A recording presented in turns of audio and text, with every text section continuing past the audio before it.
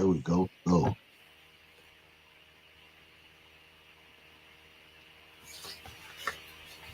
Okay. Good evening, friends and family. And thank you for coming to another night with Repair, Restore, and Grow Black Communities behind Black business. I'm trying to see here. We have some strange things happening on the screen here. And let me see if I can get rid of this. Okay. Um, okay. We have Brother Lionel Muhammad of the Nation of Islam here with us tonight. This is a very, very, very special guest that we have here tonight because the Nation of Islam has played such a steady and significant role in holding our communities together. And we have seen the fruits of their labor, and we continue to see the fruits of their labor. And Brother Muhammad, when I asked him to be on this show, we have had a number of people on the show, and we have some difficulties with streaming.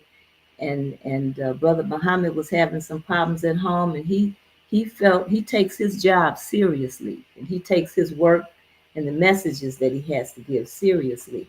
And he went back to his office, and I truly appreciate you having done that, Brother Muhammad. And I want to thank you for taking time out of your very, very busy schedule to be with us tonight. I want to thank you very much.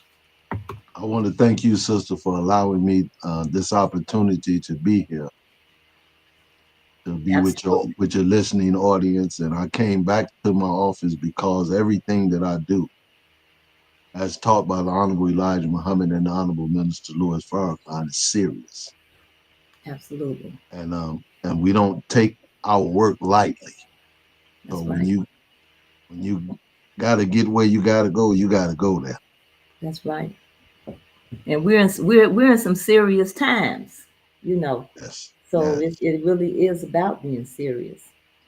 But before we get started with our conversation, family, as you know, we are a nonprofit organization, and we are working to enhance the awareness and support of Black businesses in Chicago. And there's so many things that impact our businesses, and the prison system and what it does and the effect that it has on our people and the people that are being removed from our community are impacting our businesses and ultimately affects the circulation of dollars and resources that can go to our community and help uh, education, family, health, our finances, our economic ability to sustain ourselves. Yes. And so that is why our organization came together. And that is why we have this podcast every Wednesday night. We bring businesses to you, and we bring topics of discussion that impact our economy in the Black community. And one of the things that we do, Brother Muhammad, is we support our Black bookstores. I've said every week we used to have 22 Black bookstores in Chicago because Yes, a ma'am. lot of people were reading, and reading is so important. And the knowledge of our history and the knowledge of our issues that we're having even today are in books. Yes. And but we do have, and we had dwindled down to two bookstores. And the Nation of Islam has a bookstore on 79th Street. And but there has been a resurgence of Black bookstores in Chicago, and we do have some that have been around for a long time, and they're still staying afloat. But reading is very important. And so what we do is we feature a bookstore on our website every month, and then we ask that bookstore to select a book of their choosing. And we provide that book in a book giveaway to our subscribers, and it is at our cost. We ask for people who are able to go to the bookstore that we have purchased the book from and purchase the book and support that bookstore. Or in this case, our bookstore this month, which is Afriware Book Company, they are a mobile, Black owned bookstore since 1993. And they showcase authors, artists, and advocates who infuse with a sense of cultural pride.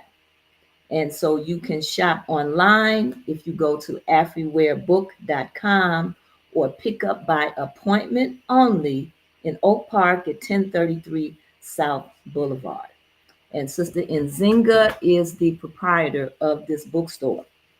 And the book of the month that she chose is Asada Shakur by Asada Shakur. And as we know, uh, she was a former Black Panther Liberation Army member. And she wrote a book about her autobiography.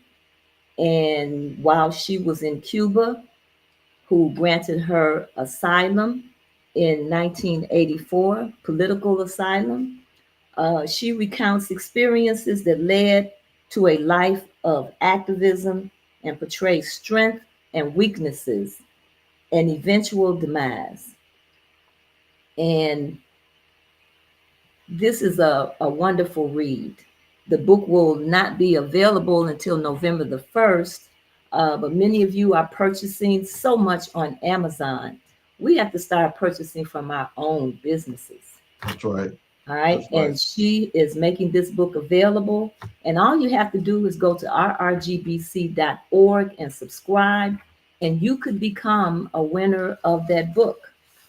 Mr. David Boykins was the winner of our book for last month on the autobiography of Haile Selassie. That it was a 2-volume read. And we received a nice letter from him thanking us for uh, winning that book and giving him the opportunity to win that book. And Brother Sekou will be sending that book to him. Brother Yes. Sekou from Frontline Bookstore, who was our bookstore for last month. So this month is Afriware, and we ask that you go to their website. They have a wonderful set of books and different types of books for you to purchase, and also other items. So we ask that you support Afriware Bookstore, and please go to our website and subscribe. And then we ask that you go to Save Black Bookstores Chicago at change.org and sign our petition, because there should be dollars on the table from our local governmental our municipalities to provide resources for our bookstores. This happens in other municipalities. They do this. So this is not something that is unheard of. So we ask that you go and sign our petition. We're trying to get 1,000 signatures. So we need a few more signatures to help us out. And then we support the Southside Community Federal Credit Union. That is a financial banking institution, and they have been in our community for over 20 years, providing financial literacy classes, providing loans for people solely in our community who often would not be able to go to some of these major banks where we have our money sitting in. Right. Right. They're not going to help you out, but they are concerned about you, and they're offering personal loans, auto loans, micro business loans, title loans, loans in lieu of these high interest payday loans that are out here. That's also extracting dollars from our communities. Yes. See, we have all these people sitting in our community, Brother Muhammad, and they're setting up businesses, and they're making profits, and they're taking all of the profits somewhere else. Yes. Yes. And so, and a lot of our banks are no different in terms of what they're doing. You can open up a checking account, savings account. They even have a youth account. If you're as young as 7 years old, you can open up a savings account for as little as $5 at the Southside Community Federal Credit Union. All right. Small business account. You can get a small business account there. So we have to support our institutions.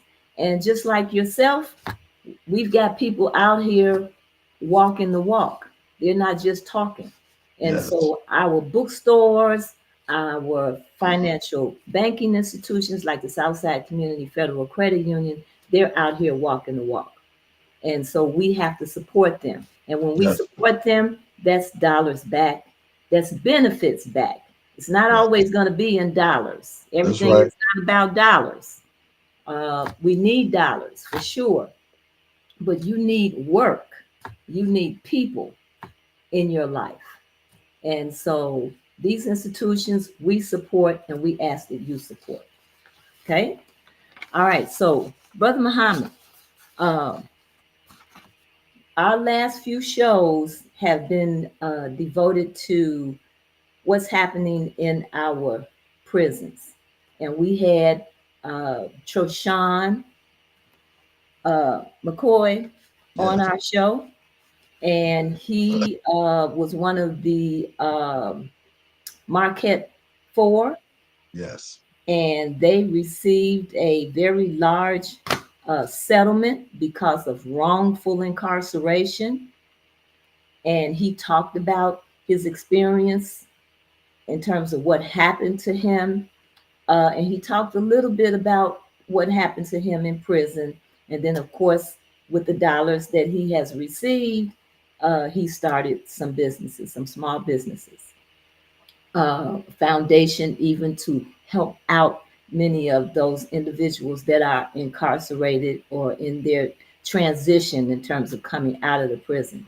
And then last week, and you know both of these people, we had Madeline Sanders of the Harriet Tubman Project, and she talked about the financial loss and that impact that our people going to prison has had on our community, and the emotional impact and the impact it's had on the family.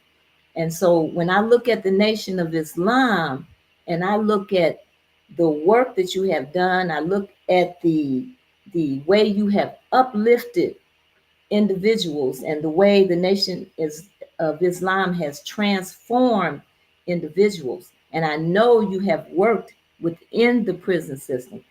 I wanted to make contact with you because we want you to talk about what you see and what has happened and what you're doing to make this transformation that we're seeing in our people out here on the streets.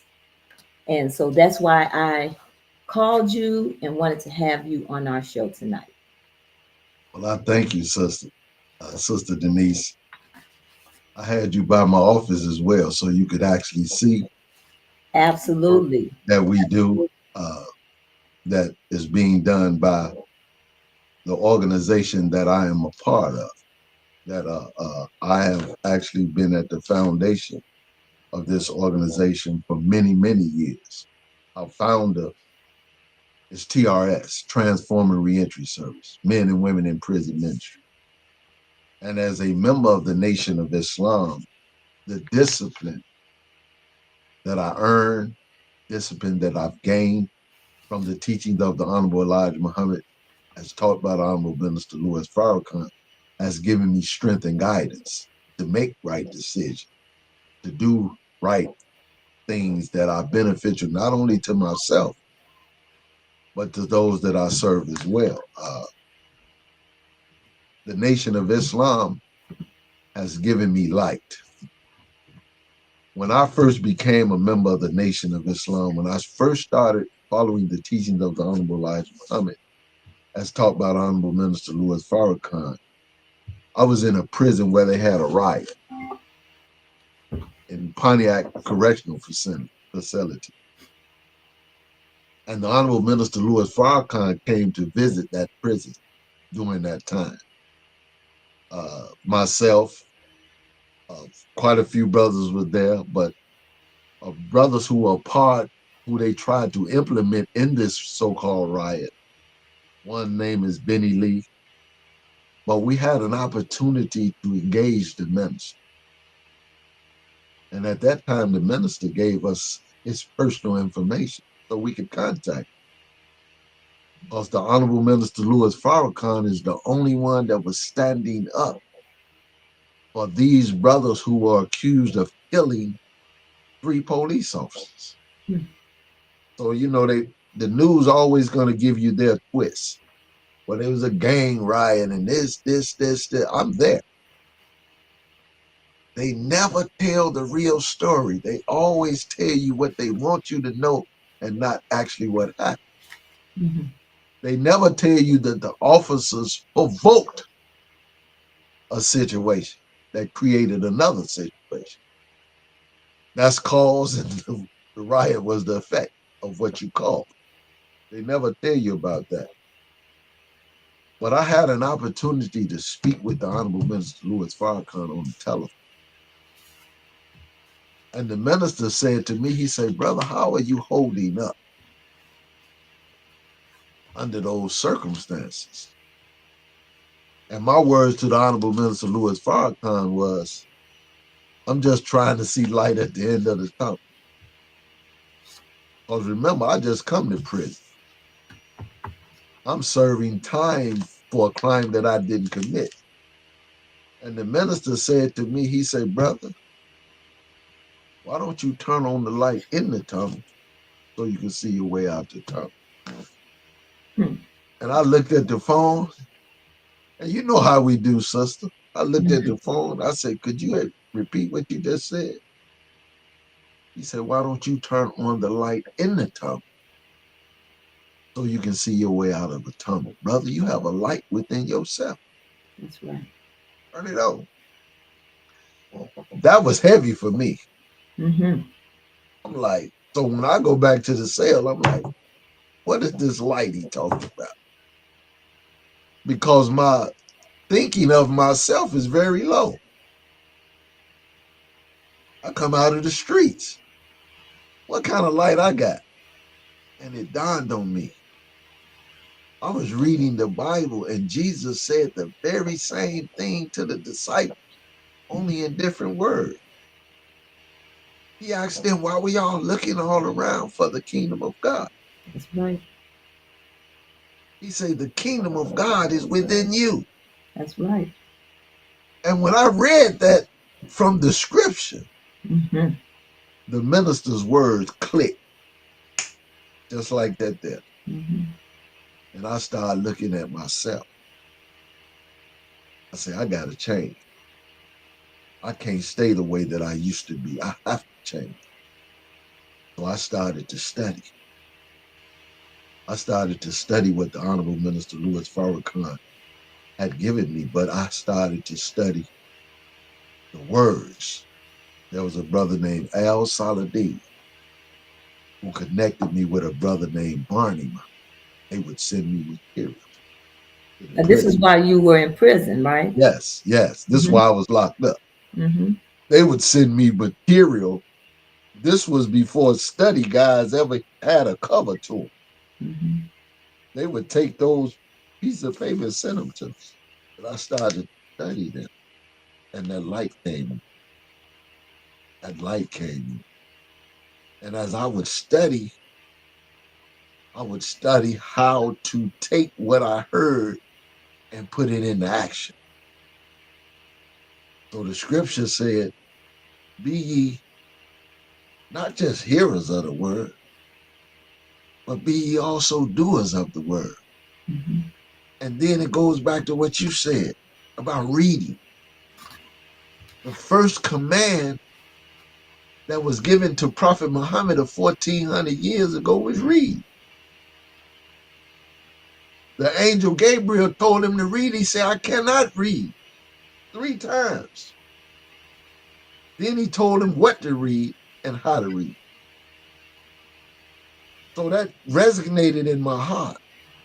Man, read yourself. Read the circumstances around you and get the books that you need and learn to read them so that you can benefit. You know, people read without benefit sometimes. Some people just read storybooks Mm-hmm. just for the purpose of entertainment.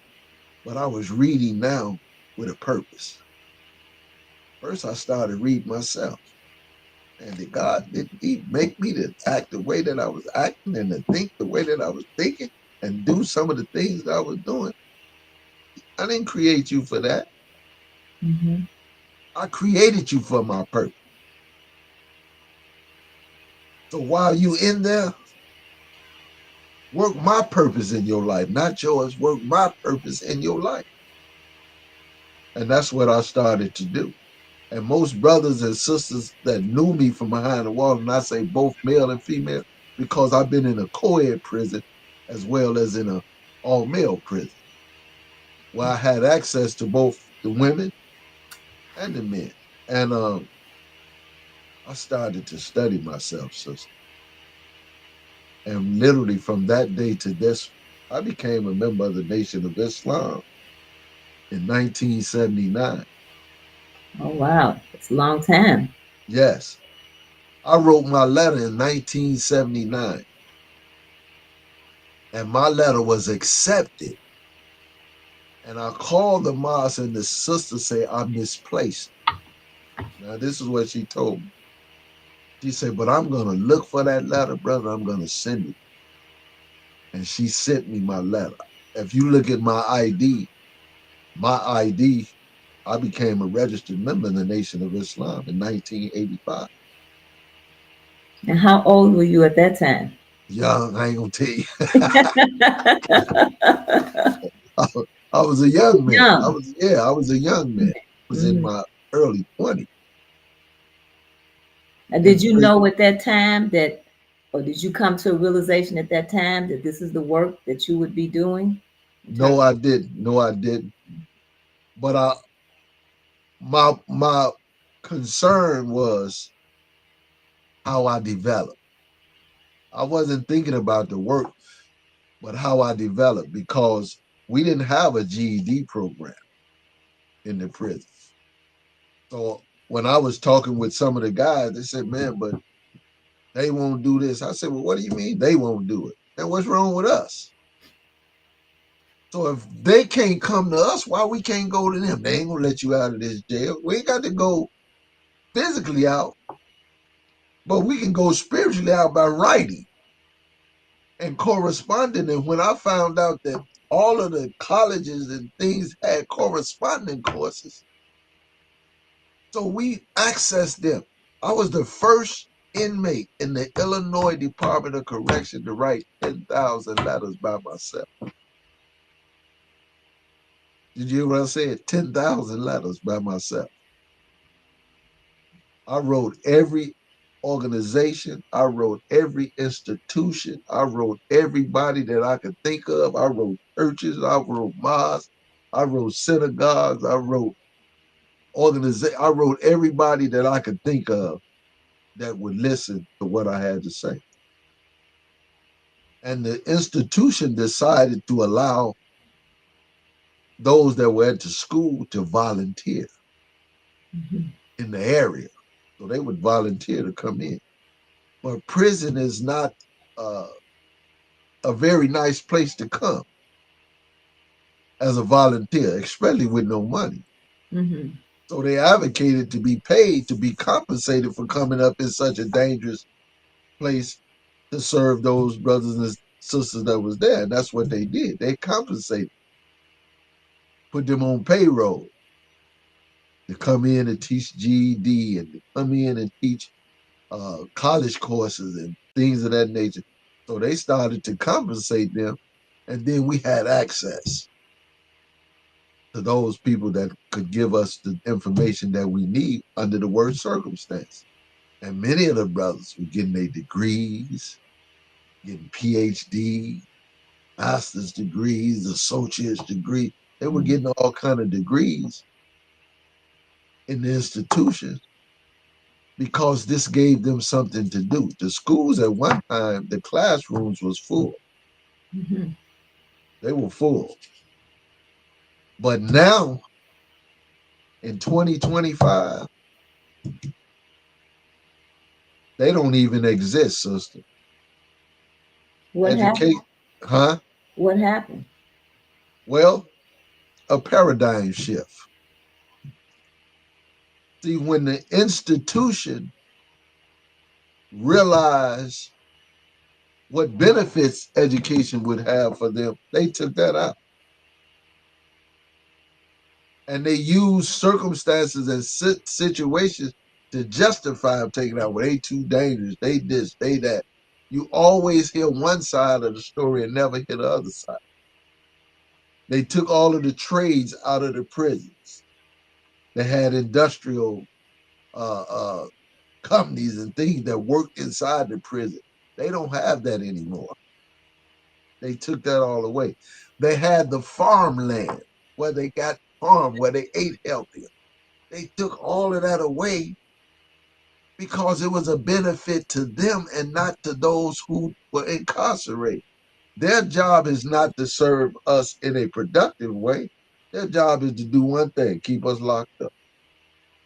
Now, this goes back to what you were talking to me um, earlier about when you talked about the reason that they started these prisons. We go back in history, Right. how the prison system actually started, It and was it was you can tell us about that. it was designed to minimize the control that they had in the communities. That's what it was designed for. But when they seen that there was an economical benefit, it's just like slavery. They didn't bring you to slavery to make you better tools of service for nobody else. They seen a benefit in slavery. So Hmm. they sold you. You were property. In the Constitution, they wrote in the Constitution, and they had to amend the Constitution because it was that slavery was abolished. It was. But they amended that, except you be incarcerated. Hmm. They added that to that so that they could practice slavery all over again under a different setting. So now prison is on the prison industrial complex and on the stock market. So all of the people that's listening to me, when y'all send money to prisons for them to buy all of this stuff off of the commissary, you're aiding and abetting in the destruction of your own people. They get $40,000 to take care of one person.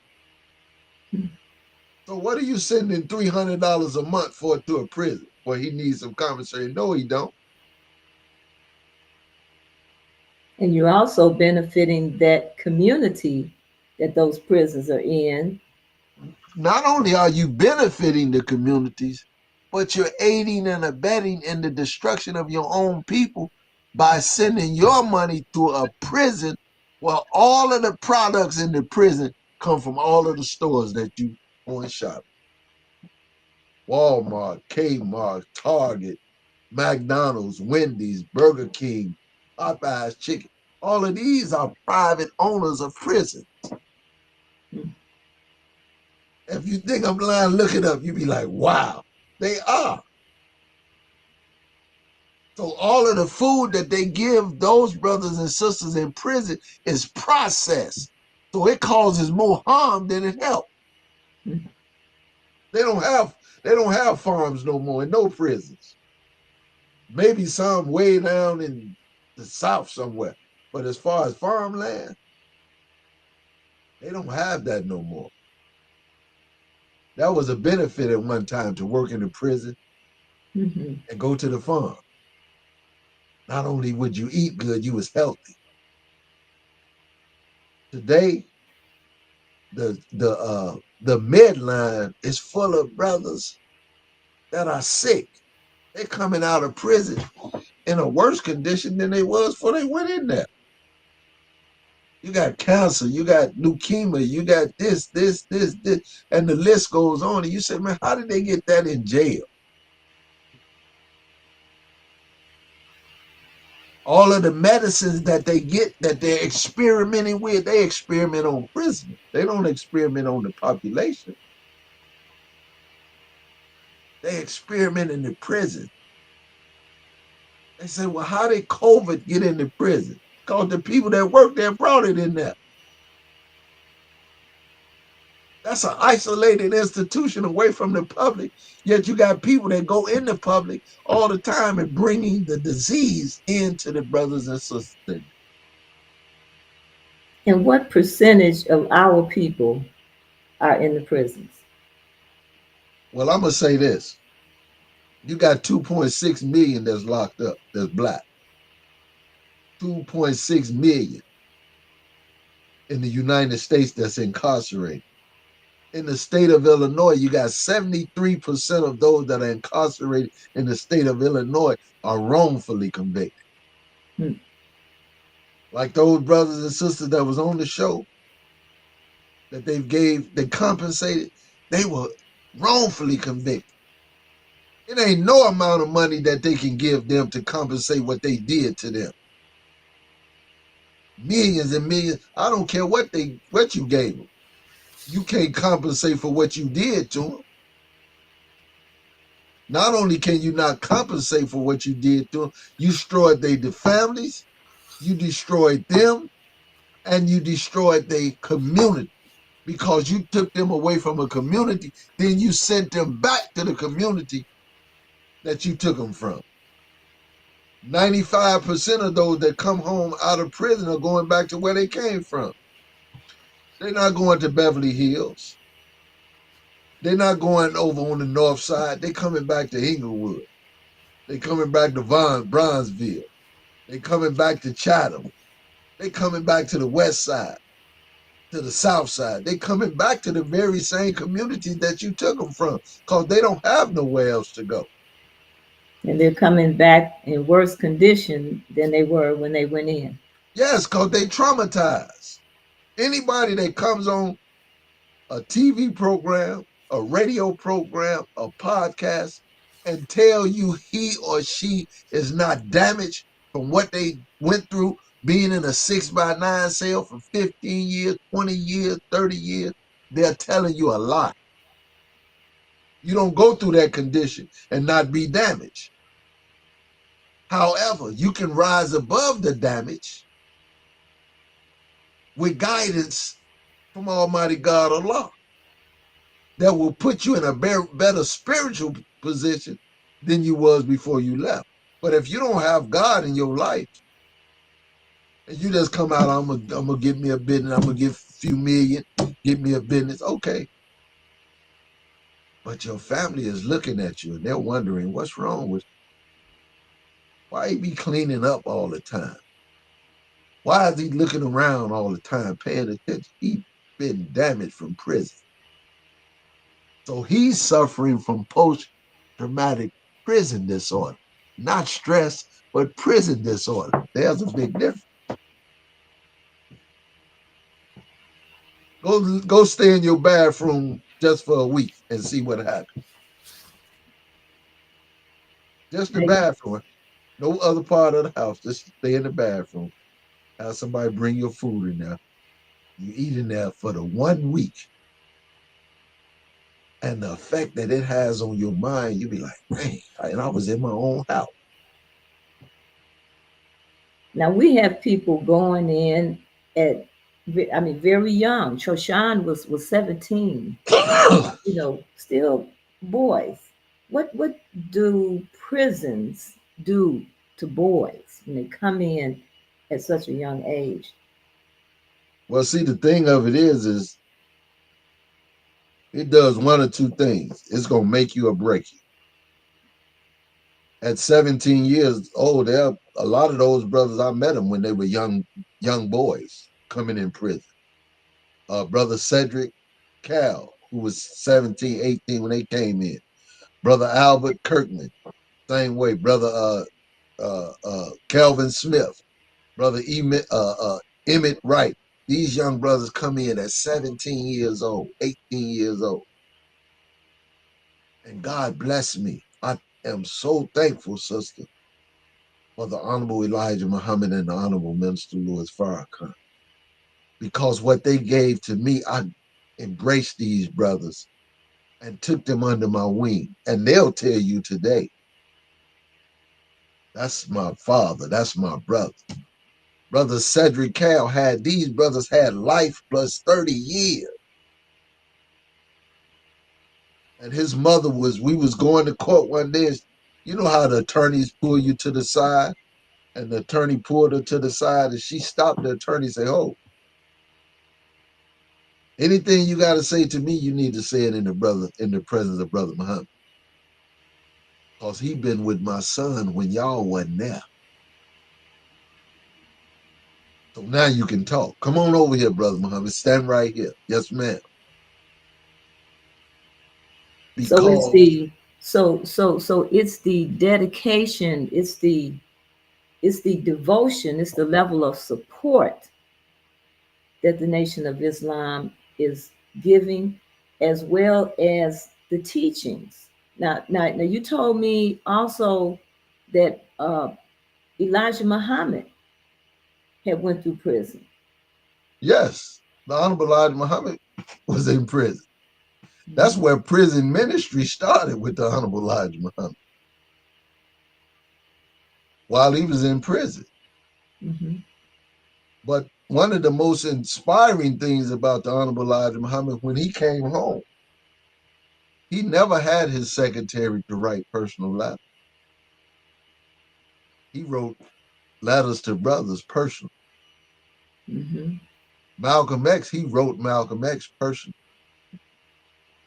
And those letters had such an impact on his life that they not only changed his life, but they redirected the mission that he had for his own life. He wanted to do something else, and the Honorable Elijah Muhammad gave him a different product himself.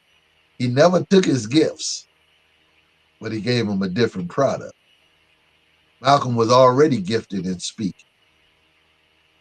He was already a hustler in the street. He already knew how to manipulate and move out. But the Honorable Elijah Muhammad gave him a different product. And the product that the messenger gave him was itself. Mm-hmm. The Honorable Minister Louis Farrakhan, then he's not no miracle worker. He's a man that gave us a different product. And the product was ourselves. The words that he gave us inspired us. The words that he gave us motivated us. The words that he gave us caused us to get up and do something for ourselves and our people. You know, as we were talking earlier, this is so contrary to what so many people have been taught, you Yes. know, to feel that everything that is happening to us, you know, God or some other entity is controlling this, is causing it to happen, and then it's going to come and straighten it out. And so even the fact that you would wait on that doesn't make sense, because if somebody is abusing you, if somebody is allowing you to be abused, you're going to wait until they decide to stop abusing you or stop allowing you to be abused. It just doesn't make sense. When you said that, sister, I think about uh brother that's over the prison ministry in the Nation of Islam, who is Minister Abdullah, who is the National Prison Reform Minister for the Honorable Minister Louis Farrakhan. He said to me, he said, brother, go and do what Allah has blessed you to do. He gave me an assignment. And I went to the work release center and I sat down with Caucasians. Now These not black folk, these white folk. And one of the arguments that they had was on the back page of the Final Call newspaper about separation. And I asked the director at that time, who was Mr. Zanes, I said, I'm going to ask you a question. I said, if you were a woman and I was the man and we were in a relationship and I beat you every day, 10, 15, 20 years, what would you suggest that you do as a woman in that kind of situation? I said, I'm just asking the question. He said, I'd be trying to get out of there. I say, separate, right? Yes. I say, so what the Honorable Elijah Muhammad is not telling us to be hateful of other people, be vindictive of other people. If we can't get along in a relationship, then it's intelligent for us to separate. Mhm. We can do business together. We can even be cool, but we can't be in a relationship because there's nothing healthy in that relationship. That's right. So why stay into something that you know is violent, abusive, disrespectful, and destructive, not only to you physically, but to you mentally, morally, spiritually. So now you damage goods. You get into another relationship, you don't even know how to function because your functioning is based on what you went through and not what you're trying to go through. So you bring that baggage with you. Oh, well, my wife didn't do this, or my husband didn't do that. Now you start comparing them with them because you never healed. So what about a people that have been let go from slavery, but been robbed of their name, their language, their culture, their religion, their God, their identity, and given a new identity, a new set of concepts to live by, and now tell you where you go. But he damaged. Mhm. He's or she is unhealed. Sure, you let him go physically, but you still got them enslaved mentally, morally, economically, and spiritually. You got them still wrapped up under your thinking. So Jesus say the blind lead the blind, and they all fall in the ditch. The persecutor and the victim falls in the ditch. Why? Because you following them.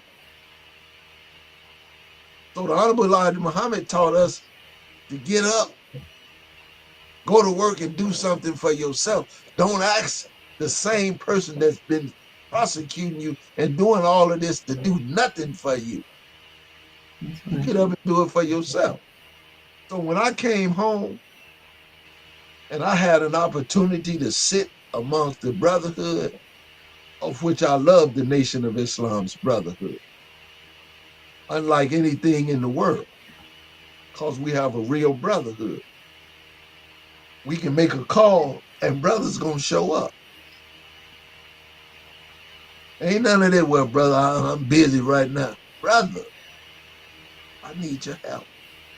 We're gonna come to your aid because we have a brotherhood. We have a sisterhood. We have become a family. Sure, there's disagreements. Sure, there's this. But we got a brotherhood that's unbreakable. And there's no such thing as nobody being in the nation and unemployed. We don't have unemployment in the nation of Islam. I don't feel like working. What do you mean? When you come into the nation, you come to work. You don't come to go to the mosque, to fall all over the chairs, get the Holy Ghost. Well, you don't come to the mosque for that. The mosque is a training facility that's designed to get you mentally and spiritually ready. So when you go out there, you can go out there equipped. You don't come to the mosque to worship God. You come to the mosque to reflect God. You don't invite some. Well, come on out, brother, and so you or sister, y'all come on out so you can hear the message. For what? So that they can reflect God. Because the Honorable Elijah Muhammad taught us that when you look at the black man and black woman, you looking at God. He Mhm. didn't teach us that God was in the sky, Mhm. down the street, or around the corner. He said that God was infinite in the brain of the original man. So if God is infinite in your brain, then where's God at? Here. Why you think everybody look up? Right here. Mhm. In your kingdom. You know what I'm saying? Not well, I'm gonna get on my knees and pray. Pray to who? Where your prayers go? Your prayers go to you. Your actions activate the prayers that you have. And the God of the universe is in harmony with your prayer and answers your prayers all the time. No, Brother Lionel, I listened to uh, the young lady that was talking in the videotape that I watched at your office. Yes, And now this was a woman yes, who was, I believe she said she was 17 when she was wrongfully incarcerated. yes, yes, And I do want you to talk about that theory of accountability that she mentioned. But what was so key to her conversation was the level of support that she received from you while she was in prison. And I think this is something that is really missing, uh, to know how to support our people. And when I look at the Nation of Islam, it's not just people that have been incarcerated, but just people in general, and especially our men. You know, I have come to the mosque, and when they say, if you like what we're talking about, if you like what you heard, would you join us? You know, the men are young men are lined up outside the door, yes. you know, because something is missing in their lives, and this level of support is what's missing Sister, with us, and is what the Nation of Islam, based on what you're saying, based on what I have seen, is what is happening here, and what is so necessary, uh, to for us to sustain ourselves. You know, for us to be able to stand up, and but that's what she talked about. And before we finish tonight, I want you to talk about uh, the organization, you know, transforming, yes. reentry, exactly what you do. But I do want you to talk about that theory of accountability and what happened with this young lady, because you told me that she, a lot of women are not visited in prisons. Uh, the men are visited, but we have a lot of women in prison. So I'd like Absolutely. for you to speak to that. Uh, and thank you for bringing that up because a lot of people don't bring that up. In 2000, in 2004, a sister from the mosque named Sister Kokala. I worked in the prison reform ministry department in the office, and she worked in there with myself, Minister Abdullah, Sister Ophelia. We all worked together. And she said, "Brother, I need to ask you a question." But she didn't want to say it in front of everybody else. So I said, "Well, let's step out into the where we pray at." And she asked me, she said, "My sister is locked up and I don't know where to find her at. I don't know where she at." And I said, "Well, just give me her name and I'll find her." So she gave me her name, do what I do. I went on the computer, I found her. And when I found her and I brought it to her and gave it to her, she said, "Man, brother, that's her." I brought her the picture and everything. She said, "I got to go see you." I said, "I'm going to do one better than that."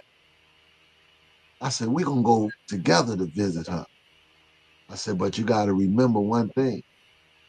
You got to ride in the back seat. I said, because I can't allow a sister to ride in the front seat of my car.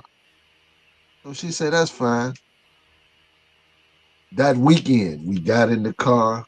I was me, her, and a brother was with us, and we went down to the prison. And when we went to the prison to visit this sister, immediately after the sister met with me and we started to talk, I started to inspire her. I say, sister, I don't care what's going on. Don't let these people break you because you are so valuable. I say, don't you understand that you're the mother of civilization? Don't let these people break you to believe anything that they've told you that's a lie. And then she went to tell me her story about going to report a crime, not to go to involved in it, but to report a crime to the police department. And not only did she go there to report out of a sincere heart, but they beat this sister up. They tortured this sister, stomped this sister to the ground, and stomped her baby up out of her as she was pregnant. Then after they got through that with doing all of that, they took this paper where they had already wrote out the narrative of what they wanted her to say, and told her she would either sign it or they was gonna lock her whole family up. And when they brought her mother in front of them handcuffed, her mother was down there in the car waiting on her to come back. She said, I'll sign it. And she signed it. And they gave that sister 43 years. She did 21 years in prison for a crime that she never committed. But after I left that visiting room, I told her, I said, sister, I'm not going to forget you. I never promised her anything. And she would tell you, I never promised her anything. But I wrote that sister from from uh from '04 to 2013 when she came home, like she said. And when I found out that she had finally came home, I went to her house and I stood outside. I had some dollars. I said, here. So she said, well, where you going, brother? I said, well, you look good. You healthy. I see you home now. But I got work to do. And I left. But I maintained contact with her. I kept motivating her. I kept inspiring her with what had been given to me by the Honorable Elijah Muhammad and the Honorable Minister Louis Farrakhan and the Nation of Islam to give her a sense of hope from that place to this one because I already knew it was rough.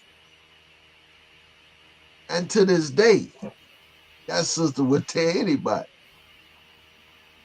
I never ever approached her in any other way other than a brother, being a man to her, say, hey, listen, sister, that ain't what I want. This is what I want. Because this is what the Honorable Minister Louis Farrakhan wanted for us. He wanted our mind. You don't want your money. Why? Because the mind of God that is in you is going to be the vehicle that's going to take our people from hell to heaven. And she talked about the impact of this sincerity of you trying to help her just because you're trying to help her. You didn't want anything from her. You wasn't asking her for anything. You did what you did because that's who you are. That's what you were supposed to do. And the impact, she felt like this was the first time Yeah. that she actually felt love By a real man. by a real man, That because it didn't want wasn't that. about all of these other things, because everybody is about when you ask for something, well, what am I gonna get? You Yes. know, what am I gonna get out of it? What you gonna do for me? But to have someone to do for you without any expectation, Expectation. Yes. the impact that it can have on you, it's a is something that is also missing because everybody's looking for something. And we're getting close to the top of the hour here, Brother Sister, Muhammad. she said, I want you to talk about your organization and the services that you are providing uh, through this organization for people who are incarcerated and through their can you see that? transition. Can you see that book? Yes. That's TRS, Transforming Reentry Service, Men and Women in Prison Ministry.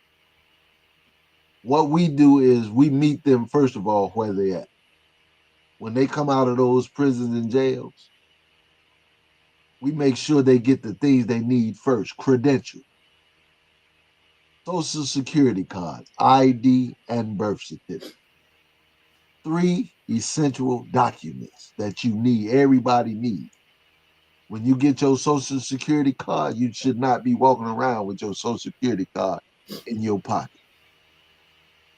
When you get your birth certificate, you should not be walking around with your birth certificate in your pocket. Put those things in a safe, secure place so when you need them, they're available for you. Some organization where we do the ID, you can't get a job with an ID. You need a social security number and card. Because if you have a job, you want to get paid, plus you want to file taxes, you want to operate as a citizen, not as a thug, but as a citizen. So at Transforming Reentry Service, we do great and wonderful things. When they come home and we get their credentials, we pay for that. They don't pay for that. We pay for it out of our pocket to make sure that they got what they need. We don't worry about you. Well, I need money for this. We'll take care of that. Once we got their credentials, then we're going to refer you to places that are going to hire you on the spot. We're not sending you to some place where you got to fill out an application and they're going to take your application and throw it in the garbage can. We're not going to do that. We're going to make sure that what you have is essential to you going to a next level of development in your life. Hooking you up with all kinds of jobs, truck driving jobs, baking jobs, jobs in security, whatever it is that in factories, wherever we can connect with those people that's going to hire you. Many of these places, we've actually sat down with the CEOs and talked with them and put the cards on the table. Listen, if these are the people we sending you, so you don't have to go there saying anything. All you have to do is go there and do what you're supposed to do. We've already took care of that on the front end. We provide clothing for them. If you notice, I got suits behind me. When they come home, we make sure you need got a suit. We make sure you got a tie. We make sure you got some shirts, some shoes. I ain't talking about just no old worn out shoes. We get good brand new shoes. I just gave a guy the other day some brand new shoes, $200 shoes, free. Because a lot of the suit warehouses they donate stuff to us. We have a big contributor that donates lots of suits to us. That's one of the co-directors of the Illinois Department of Public Health. He donates all kinds of suits to us, all kinds of clothes to us. He donates all kinds of stuff. And I And ain't I saw women's clothes there too. yes, I was gonna get to that. And we have women clothes too, Hmm. because we have women that come here. And I will listen, we just did a summit at Malcolm X College. The title of the summit was Returning Citizen Summit. We dedicated that summit to the women because I have a deep concern for the women because the woman is the mother of civilization. And the woman is ignored as if she don't even exist. Like I was telling you, sister, when I go to the prisons and jails across the country on behalf of TRS, when I'm going to these places, the visiting room in the men prison is full to the brim. I go to the visiting room in the women's prison and they're like ghost town. Mm. Only time the women's get visits is when they come in bus loads. They got to bring the grandma and the auntie because they got the children and all that, and they bring them to the prison. But the sisters are forgotten as if they don't even exist. Mm. And the Honorable Elijah Muhammad teaches us that a nation can rise no higher than the condition of a woman. If the nation goes down, it is the result of a no good woman. And the Honorable Elijah Muhammad and the Honorable Minister Louis Farrakhan said there's no such thing as a no good woman. If she been made like that, it's because of a no good man. That ain't her nature. She's not by nature an adulteress. She's not by nature a cheater. She's not by nature none of that. That is what society has made her. But we forget that the women even exist. So our program at Malcolm X was, what about the woman? Mhm. So I had the sisters up there. Those sisters work with me. They support me in everything I'm doing because I always tell them about the importance of the black woman. There's no other woman on this planet greater than the black woman because all other women came from her. All of them came from her. She's the mother of civilization. So with that being said, we got to think about the sisters. Absolutely. We got to think about her. And then we have developed a program that we got from the Nation of Islam, from the Honorable Minister Louis Farrakhan, to adopt an inmate. Okay. He So, said in 1995 at the Million Man March, adopt an inmate. so how do you go about doing that? If someone Well, wanted to support that? well, one of the things is, first of all, I show you how to do it Hmm. through a PowerPoint presentation. And then you can do it from the privacy of your home. You can do it from the privacy of your church. You can do it from the privacy of your organization. You don't have to answer to nobody. Adopt an inmate, especially these females. Hmm. Write them, show them that you love them. Oh, yeah, I know they got the tablets and all of that, but they gave them those gadgets to disconnect them from you. They didn't give them those gadgets to connect them to you because just like a computer, on a tablet, you can only write so many characters. Okay. If you can only write 1,000 character letter, that's probably about a paragraph and a half, if that. So how can someone get in touch with you? Well, To my number assist? is I'm at TRS. See this here, TRS. Okay. Transforming Reentry Service, Men and Women in Prison Ministry. We have a web page that you can go to. My address is 10 West 35th Street. 10 West 35th Street, the ninth floor. Our address, it's Chicago, Illinois, 60616. Mhm. My email address is Lionel, Lionel, dot Muhammad, Muhammad, at transformingreentry.org. You can always email me. And my phone number is area code 312-221-2588. That is my personal cell number. My office number is 312-328-9610. You can call us anytime. We answer our phones. We're going to answer those calls. And I really look forward to those that want to get interested in adopting an inmate. We Absolutely. have our family support groups every last Thursday of the month. We're off on the holidays, Thanksgiving and Christmas. We're off on those days, but we come back in February or March and we open those family support groups. Those family support groups are designed to show brothers and sisters, families and friends how to connect with brothers and sisters that's locked up so they can get the benefit of those that's locked up and those that's coming home. Because you don't know how to treat somebody that's been gone 40 years, 30 years. A lady told me, she said, well, I know my son. I said, no, you know of your son. Mm-hmm. He been gone 37 years, sister. You do not know your child. Because he's not the little boy that left when he was 17.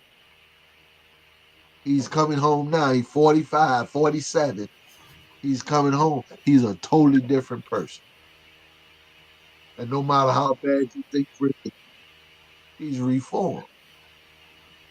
And Brother Muhammad, when you talked about, um, in our conversation, when you talked about the settlements, and that the like Troshan and the Marquette Four had a $50 million settlement, and you talked about what that settlement really meant. We think they were getting money, but what it really meant in terms of this whole prison situation going on, and that theory of accountability, and how they just go out and scoop up a whole bunch of people, this whole cycle of this imprisonment that is going on, and then the impact that it's having on our communities. Let me say this, sister, on two things. Number one, theory of accountability. Theory of accountability is not even a law. They use theory of accountability to sweep us up in large numbers. So if I go somewhere and you in the car with me and I say, sisters, hold right here, let me run up here right quick, and I got to pick up something, and I go upstairs and kill somebody. I come down, I don't tell you nothing. I drive off, we go, and then they come and pick you up and tell you, you need to tell me something, or you're going to jail. For I ain't done nothing, but you're going to jail for being with me. Theory of accountability allow them to sweep our brothers up in large numbers and put one crime on 10 people, and they don't know nothing about it. Pookie went around the corner and shot up the place, and all us was with him. Now we go to jail for murder.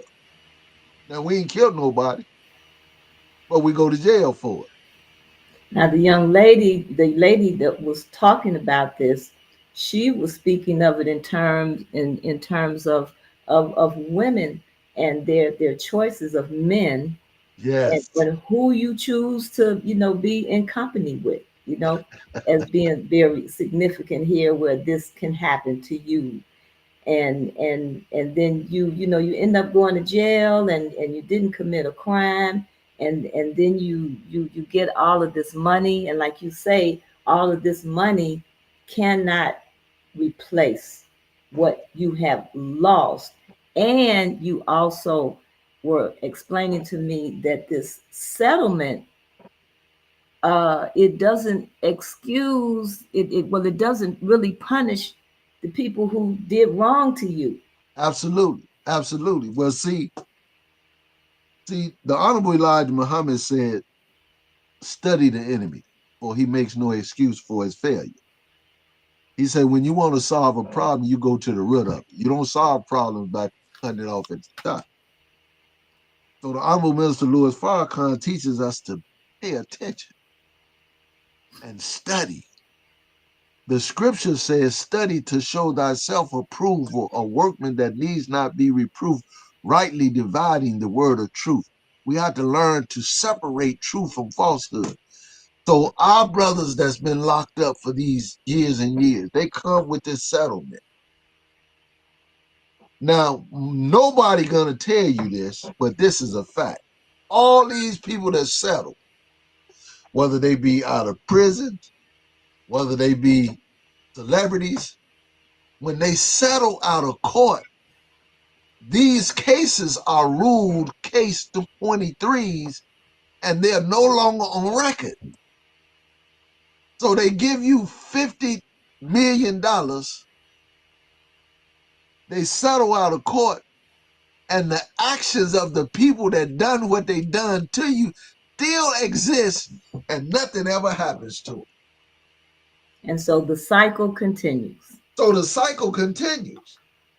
And I mean, they do it in everything. They do it when people is suing for the house and they do, so they settle. Ask yourself, why do you settle instead of taking it to trial? They settle out of court because it's easier for them to give you, excuse my language, give you no grows $1, $50, 50 million, 60 million, 50, 100 million, and then your case is swept up under the rug. The actions of the people still stay the same. That's the same thing in slavery. When you were disobedient as a slave, they sold you on the auction block. So the slave master had not to worry about you no more. So he said, okay, well, you take it, Billy, to your plantation. And there's a movie. He said, every time I watch this movie, I laugh. Samuel L. Jackson played the slave in the movie Django. And Mm-hmm. he told Django, he said, telling you to the Mandiki plantation, if they get one bit of sass, they cut your tongue out and it ain't no more. Cause you can't talk. But look what he said. They cut your tongue out and they gonna make you break rocks, make rocks into little rock. And he said that's gonna be the end of Django.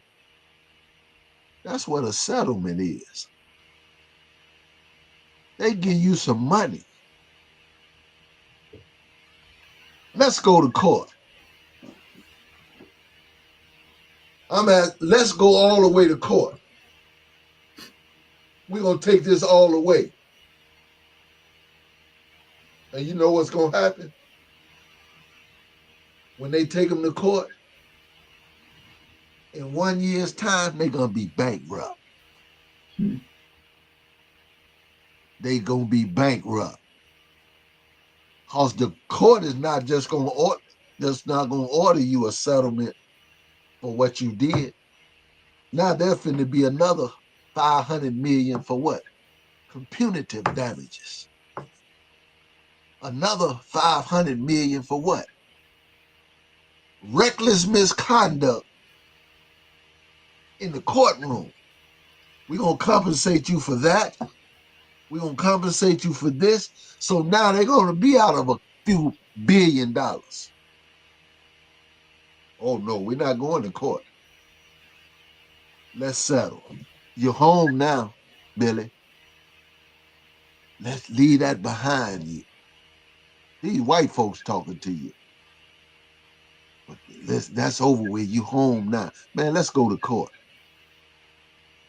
And We all go, of this expense is put on the taxpayers. The somebody taxpayers gotta pay for it. is the taxpayers. I got a That I we're got a paying for report. this. I got a report here, sister, that I told you I'm gonna give you. So you can see it for yourself. We dealing with an enemy. And some of us don't want to admit that. Oh man, they gave me man, I got $5 million. Man, you spent 37 years locked up. It ain't no damn amount of money they gave me that's gonna justify what they done to me. Matter of fact, we taking this all away. We're gonna take it all away. Why? Because we're gonna make the public know. Because when they settle with you, they never say they sorry. You may have one or two say, I'm really sorry that happened to you, but here's a few million and you should be all right. That's an insult to me. That's why Well, I don't do this work for money. The absolutely. Honorable Minister Louis Farrakhan told me personally, don't worry about money, brother. You keep doing the work, and Allah will bless you with the money. And Allah is blessing me because I keep doing the work. I don't do the work.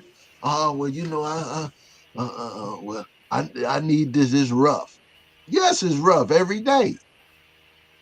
But I wake up every day with a good spirit to do what? To serve somebody else. I'm in the business of service. I'm not in the business of taking somebody's money. They ain't got no money. And then I don't want family and friends sending money to these prisons and jail. Don't keep making these folks rich and you still poor. You paying for phone bills, light bills, gas bills. You paying for all of that stuff in the prison, and they get $40,000 a year to take care of one person. So your But, money is going in their pocket at your expense. Brother Muhammad, you have given some profound information tonight. I want you to have a final word. We did go over our normal time, but this information that you're giving is so important. I want to give you time to get it out, but I want you to have some final words. Sister, my final words are this. The Honorable Minister Louis Farrakhan teaches us what the Honorable Elijah Muhammad taught him. Accept your own and be yourself. I'm asking everybody to support this work, support TRS and what we do. You can always go on our website and donate $1, $2, $5, whatever. But I don't sell anything from this office. Everything that comes to us, we give back to the people. We give socks, t-shirts, final call news. We give them whatever they need. We don't sell nothing because it is given to us. And whatever is given to us, we give it back to the people. So I love y'all. May Allah bless y'all. May He keep you in His care. And I'm here to serve. That's what I'm here to do. Well, thank you, and we appreciate you. And may Allah continue to bless you because you're doing a great work, Brother Muhammad. Thank you, And sister. family, I'm sure you have been inspired and have learned something tonight. And I want to thank you again for coming on. We ask that you go to rrgbc.org, subscribe, and possibly become a winner of our book giveaway. You can also make donations to our organization so we can continue to do the work that we're doing and bringing these podcasts to you and supporting our businesses, especially our bookstores and our Southside Community Federal Credit Union. And we want you to remember to support a Black business. And don't forget about our prisoners and That's think right. about what's That's right. happening in That's our right. community around this whole prison system.